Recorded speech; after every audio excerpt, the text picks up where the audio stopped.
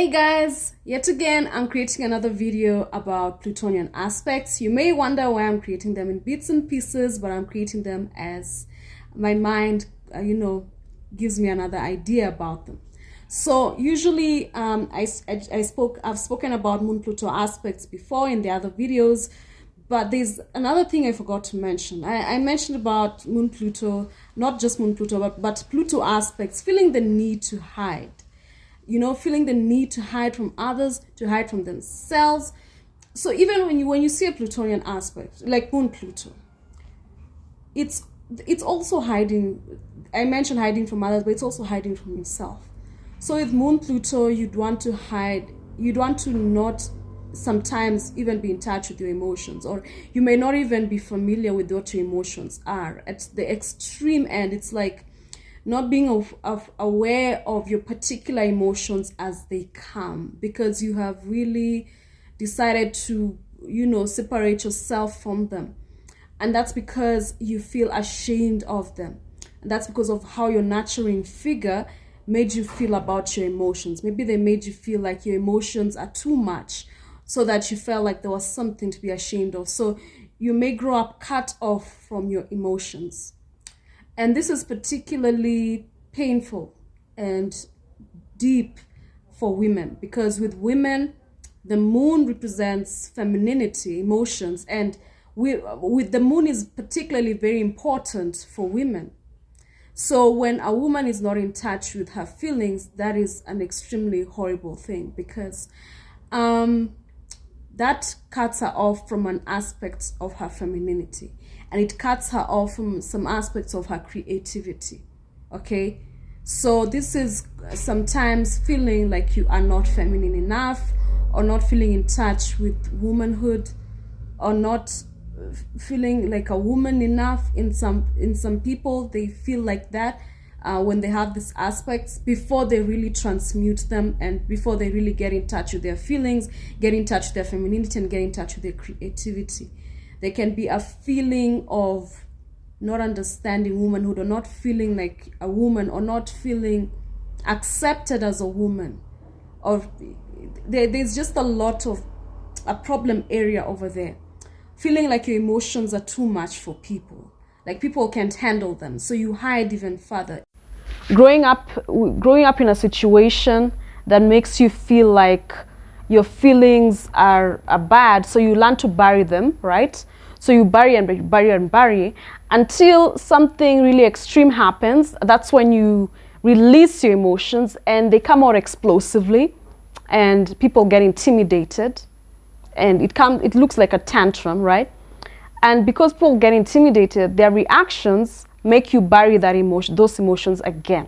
Okay, so you bury again, and then you again don't know yourself, you don't know your feelings, don't know your emotions.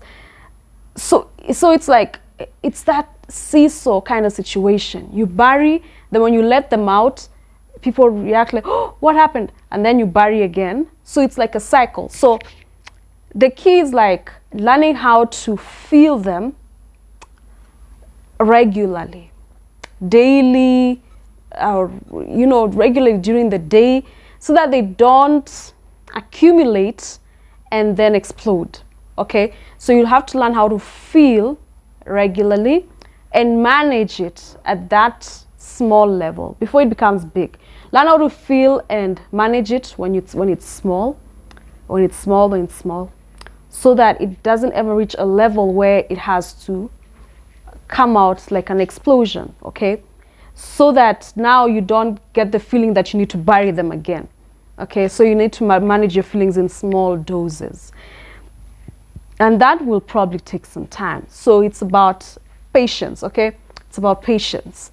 I think a journal would be important in this scenario, so that you learn your reactions to certain things slowly by slowly, because if your emotions are too buried, you may not even know what emotion you felt, or it may come and you've already repressed it. So learn how to manage them slowly. Write how you're feeling immediately before it vanishes, so that it doesn't get to a point where a lot is buried. Okay, and especially because with women, especially, you have to really get in touch with your emotions, because they are a key aspect of your femininity and of you as a person. And you also have to get in touch with your needs. There's something about forgetting your needs as with Moon-Pluto aspects, forgetting your needs. So when you forget your needs, how will you see, you can't attend to needs you've forgotten, right? So there's this thing which happens where you forget your needs, so you don't meet your needs. Then after a while, that's when you realize you haven't met your needs. So, you know, and that's when there are feelings, of course, of being forgotten and feelings of feeling neglected, but you have to keep tabs of what your needs are. The moon rules the needs. You have to keep tabs of what your needs are and write them down in a journal if you have to. And then after keeping tabs of what your needs are, learning how to meet them regularly before they accumulate, and then now you have a whole set of files, a whole set of things that you have not been meeting your needs. And then Moon-Pluto can go the other way, where if it hasn't been using its creativity right, and not using its creativity right comes from forgetting its needs, forgetting its emotions, not meeting them, it can turn nasty. The other side of Moon-Pluto is turning nasty and using emotional manipulation to get what it wants from others. So that's the dark side, feeling like you're feeling empty because you haven't been doing that regular checkup of meeting your needs, and then feeling like now you have to meet them aggressively by manipulating other people, which causes other problems for you in your relationships and causes a lot of chaos around you, and that's just not the right way. So you have to learn how to meet your needs and your emotions before you feel like you're empty, and before you feel like your well is empty, before you feel like you have to learn how to meet them regularly. This builds your creativity and it makes you feel full.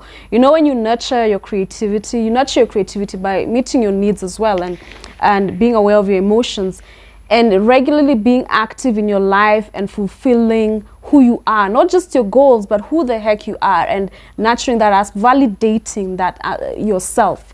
So you don't let your creativity be forgotten or be hidden away. And that's what happens when you forget your needs and your emotions.